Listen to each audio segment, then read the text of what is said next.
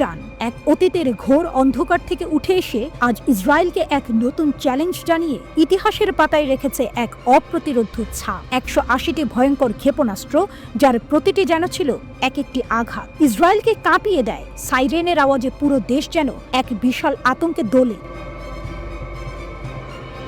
সারা দেশের মধ্যে শুরু হয়ে যায় দৌড়াদৌড়ি। তবুও আয়রন ডোমের পুরো শক্তি নিয়ে দাঁড়িয়ে থাকা প্রতিরক্ষা ব্যবস্থা কোনোভাবেই ঠেকাতে পারেনি ইরানি ক্ষেপণাস্ত্রগুলিকে। আর সেই ক্ষেপণাস্ত্রগুলো যেন ইসরায়েলের ভূখণ্ডে বিশ্রাম নিচ্ছে, সেখানে গর্ত সৃষ্টি করে, যেমন এক দুর্দান্ত হালকা ঝড়ের মতো।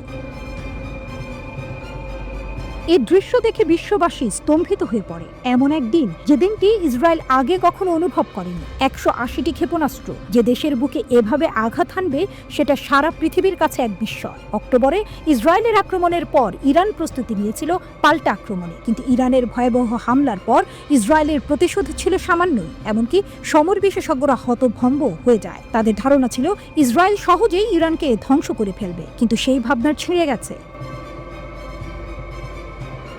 ইসরায়েল আসলে একদিকে খামেনির সঙ্গে বিরোধ চায়নি, কারণ গোয়েন্দাদের কাছে খবর ছিল ইরানের হাতে চলে এসেছে সেই জাদুর ডিম, যে ডিম ফাটলে ধ্বংস হয়ে যেতে পারে ইসরায়েল। এখন শোনা যাচ্ছে ইরান তার ক্ষেপণাস্ত্রের প্রস্তুতি আরো ভয়ঙ্কর করে রেখেছে। একটি ইঙ্গিত এবং ইসরায়েলকে এক ভয়ঙ্কর হামলার মুখোমুখি করতে এক মুহূর্তও সময় নেবে না ইরান। সবাই জানে হামাস এবং হুথিরা ইরানের প্রতিরোধের অক্ষের অংশ। ইরানের কথার বাইরে যেন তারা এক পাও ফেলে না। ইরানের শেখানো বিদ্যা কাজে লাগিয়ে তারাও বোকা বানিয়ে যাচ্ছে ইসরায়েলের গর্বের আয়রন ডোমকে। ইসরায়েলের সাইরেন আবারও বাজছে, আবারও আতঙ্কের ঢেউ ছড়িয়ে যাচ্ছে। এই শোরগোলের মধ্যে বিশ্বের প্রতিটি কোণে বিশ্লেষকরা বলছেন, হয়তো সেই দিন এসে গেছে যখন আরেকটি ভয়াবহ সাইরেন বেজে উঠবে। খামেনি তার হুঙ্কার দিয়ে জানান দিলেন, যুক্তরাষ্ট্রকে বুঝতে হবে ইরানকে হুমকির ভাষায় কথা বলা তাদের জন্য আর কোনো ফল এনে দেবে না। তাদেরকে এখনই বোঝাতে হবে যে ইরানি জাতির বিরুদ্ধে কোনো খারাপ কাজ করলে তারা ভয়াবহ পরিণতির মুখোমুখি হবে।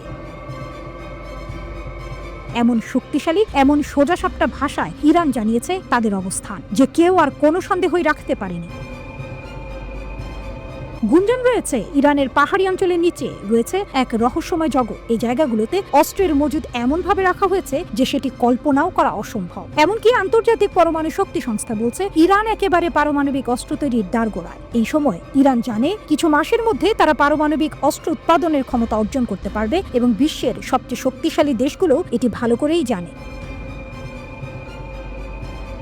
এই পরিস্থিতিতে ট্রাম্প নরম গলা আলোচনা প্রস্তাব দিল, তবে ইরান সেই প্রস্তাব একেবারে প্রত্যাখ্যান করে বলেছে, অথবা যা খুশি করো, আমরা আর কোনো আলোচনায় বসবো না। এদিকে রাশিয়া সরাসরি ইরানের পাশে এসে দাঁড়িয়েছে এবং বলেছে ইরানের নিজেদের রক্ষার পূর্ণ অধিকার আছে। এর মানে হলো এই পরিস্থিতিতে তারা ইরানকে সমর্থন দিচ্ছে। এর সাথে চীন ও রাশিয়ায় এসে ইরানের সীমানায় মহা সমারোহে মহড়া চালাচ্ছে। এর মাধ্যমে স্পষ্টভাবে বোঝা যাচ্ছে যে বিশ্ব পরিস্থিতি এখন বেশ জটিল হয়ে উঠেছে এবং খেলা একেবারে জমে গেছে। বিশ্লেষকরা বলছেন খুব শীঘ্রই আবারও ভয়ঙ্কর সাইরেনের আওয়াজ শোনা যেতে পারে।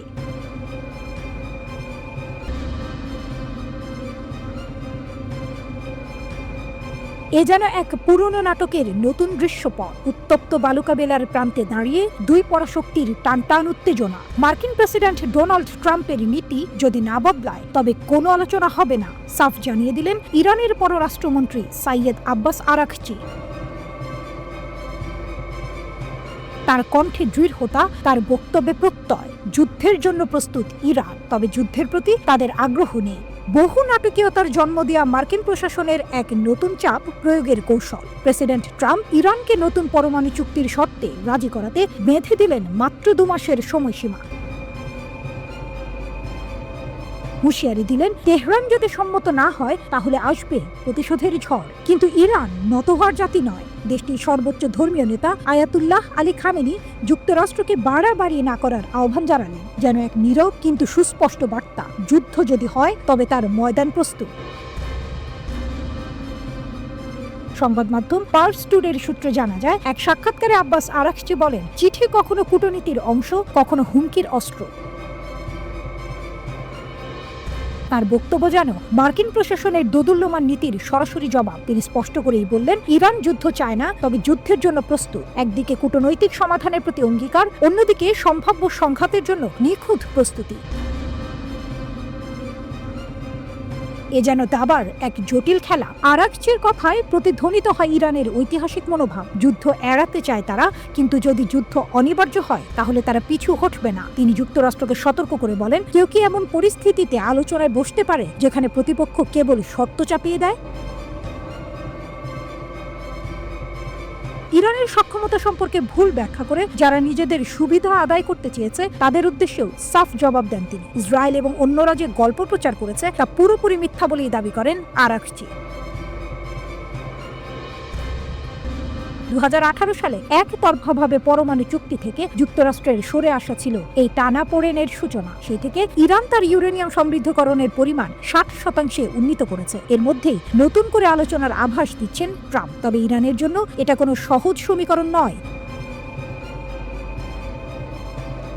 ইরানের পররাষ্ট্রমন্ত্রী পরিণামের বিষয়ে স্পষ্ট করলেন নিজের অবস্থান। যদি সর্বোচ্চ চাপের নীতি অনুসরণ করা হয় তবে ফলাফল হবে একই। তাই পথ একটাই, হুমকির ভাষা নয়, যুক্তির পথেই হতে হবে সমাধান। এই মুহূর্তে বিশ্ব যেন থমকে দাঁড়িয়ে আছে। একদিকে মার্কিন যুক্তরাষ্ট্রের হুমকি, অন্যদিকে ইরানের অনড় অবস্থা। এ লড়াই কূটনীতিক, এ লড়াই শক্তির, এবং হয়তো এ লড়াই ভবিষ্যতের ভাগ্য নির্ধারণের।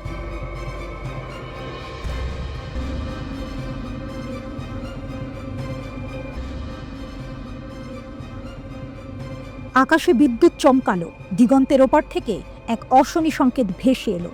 ইরানের বীরত্বের ভূমি থেকে ধ্বনিত হলো এক দৃঢ় সংকল্পের উচ্চারণ। শত্রুরা যদি সাহস করে তাহলে আমরা তাদের চূর্ণ করব।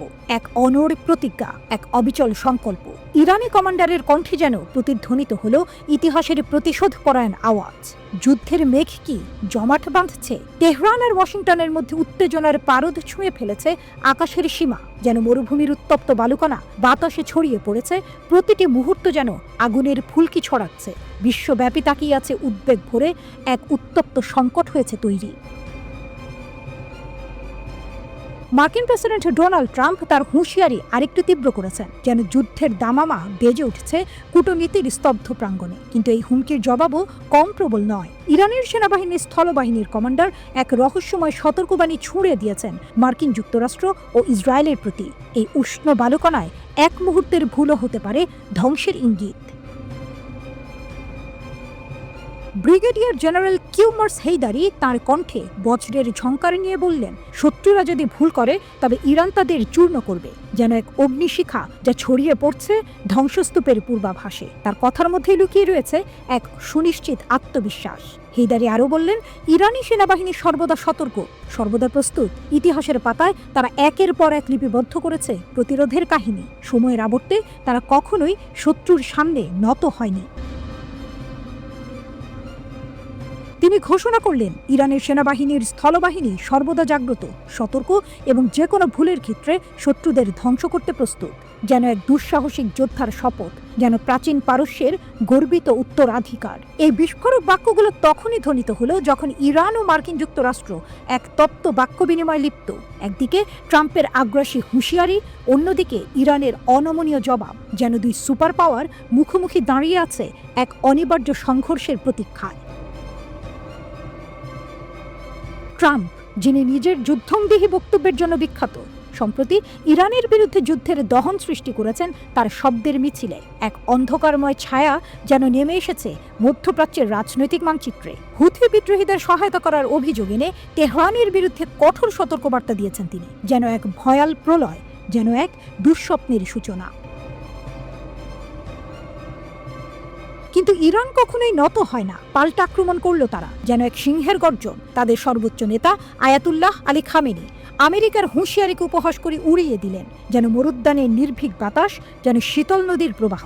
তিনি ঘোষণা করলেন, মার্কিন আলোচনার প্রস্তাব কেবলই প্রতারণার ছলনা। খামেনি স্পষ্ট জানিয়ে দিলেন, আমেরিকা ইরানকে হুমকি দিলে কঠোর চড় খাবে। যেন অতীতের প্রতিধ্বনি, যেন এক চিরন্তন প্রতিরোধের ঘোষণা। তার এই বক্তব্য যেন সূর্যোদয়ের আলোক রশ্মি, যা অন্ধকার চিরে সামনে এগিয়ে যাওয়ার প্রতীক। এই সমগ্র নাটকের পটভূমিতে দাঁড়িয়ে তেহরান বিশ্ববাসীর উদ্দেশ্যে এক জোরালো বার্তা পাঠাচ্ছে। ট্রাম্প প্রশাসনকে নীতি পুনর্বিবেচনার আহ্বান জানিয়েছে তারা। সময় এসেছে, কূটনীতি কি করবে? আলোচনার পথ বেছে নেবে নাকি যুদ্ধের সুর বাজাবে? যুদ্ধের ঢোল বাজবে, নাকি শান্তির মেলোডি বেজে উঠবে? এই উত্তেজনার আবর্তে বিশ্ববাসী এখন শ্বাসরুদ্ধ। ইতিহাসের নতুন অধ্যায় কি লেখা হবে রক্তের কালিতে, নাকি সমঝোতার ভাষায়? সময়ই দেবে তার উত্তর।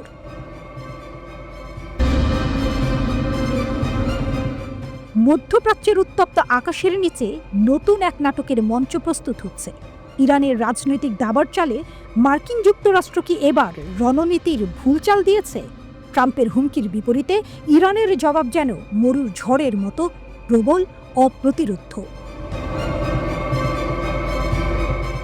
ইরানের রণকৌশল যেন নতুন এক মাত্রা পেল।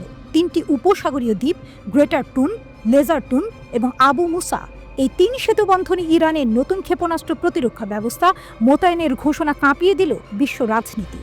স্পুটনিক জানিয়েছে, এই ব্যবস্থা মোতায়েনের ফলে ইরান পুরো পূর্ব উপসাগরে আকাশ এবং উপকূলীয় নিরাপত্তা নিশ্চিত করতে পারবে।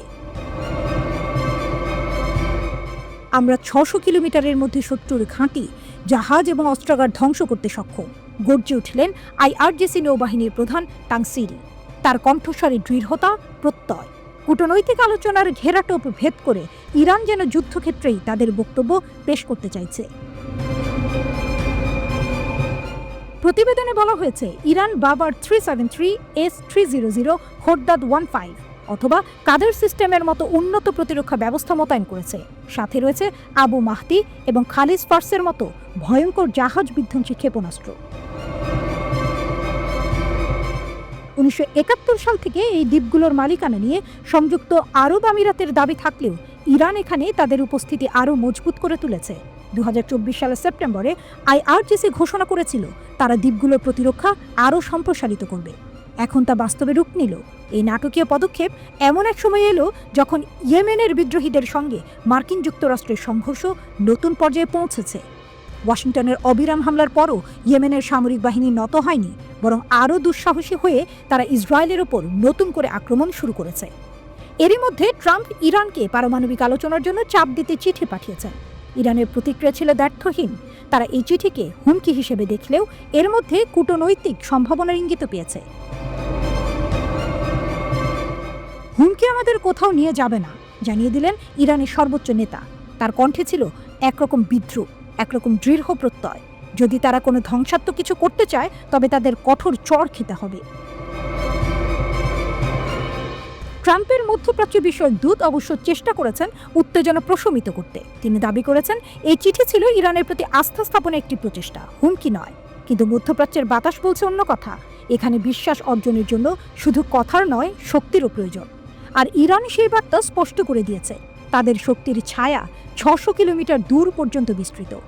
এই নতুন কৌশল কি মার্কিন যুক্তরাষ্ট্রের পরিকল্পনাকে ব্যাহত করবে? সংযুক্ত আরব আমিরাত কি এবার এই দ্বীপপুঞ্জ নিয়ে নতুন করে কূটনৈতিক লড়াই শুরু করবে?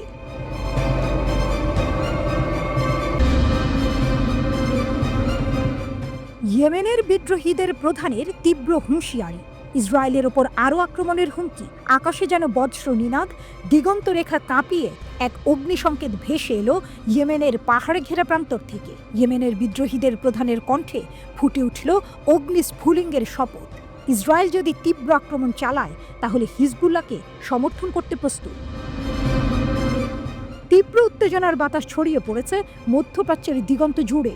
ইসরায়েলকে সতর্ক করে দিয়ে ইয়েমেনের বিদ্রোহীদের প্রধান ঘোষণা করলেন, আমরা নতুন অভিযানের জন্য প্রস্তুত। যেন এক গর্জন, যেন মরুর বুক চিরে ওঠা অগ্নিশিখা। লেবাননে IDF-এর হামলার পর ইয়েমেনের বিদ্রোহীরা ইসরায়েলের জন্য আরও একটি অগ্নিসংকেত ছুঁড়ে দিল। আনসারুল্লাহ প্রধান প্রতিজ্ঞাবদ্ধ হলেন, লেবাননের হিজবুল্লাহ গ্রুপের পাশে দাঁড়াবেন, সর্বশক্তি দিয়ে সমর্থন করবেন। যেন ইতিহাসের প্রতিধ্বনি, যেন এক দৃঢ় সংকল্প। আব্দুল মালিক আল হুথি বিদ্রোহীদের বজ্র কণ্ঠে ঘোষণা করলেন, ইয়েমেনি যোদ্ধারা লেবাননে হস্তক্ষেপ করতে প্রস্তুত। যেন এক অভ্রান্ত বার্তা, যেন এক অনমনীয় শপথ। তার কণ্ঠে বয়ে এলো অগ্নিসংকল্পের সুর। ইয়েমেনের বিদ্রোহীদের নেতা ইসরায়েলের হামলাকে নিষ্ঠুর এবং অন্যায্য বলে তীব্র নিন্দা জানালেন। যেন প্রতিধ্বনিত হলো নির্যাতিতদের দীর্ঘশ্বাস, যেন শোকের কালো মেঘ গর্জে উঠল প্রতিবাদের বজ্রনাদে।